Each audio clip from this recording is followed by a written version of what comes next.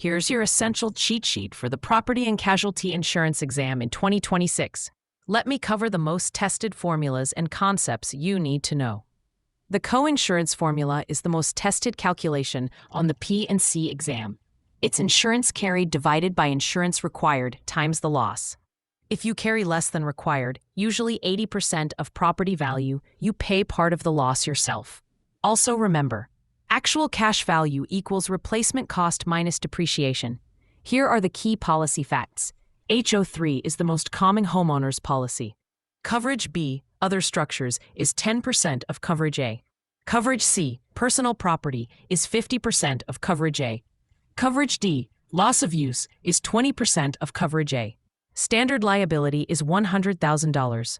For the personal auto policy, remember the 6 parts. Part A is liability. Part B is medical payments. Part C is uninsured motorist. Part D is physical damage, including collision and comprehensive. Part E is duties after loss. Part F is general provisions. And remember, flood and earthquake are not covered by standard homeowners policies. They require separate coverage. Master these concepts at openexamprep.com with our free P&C practice questions.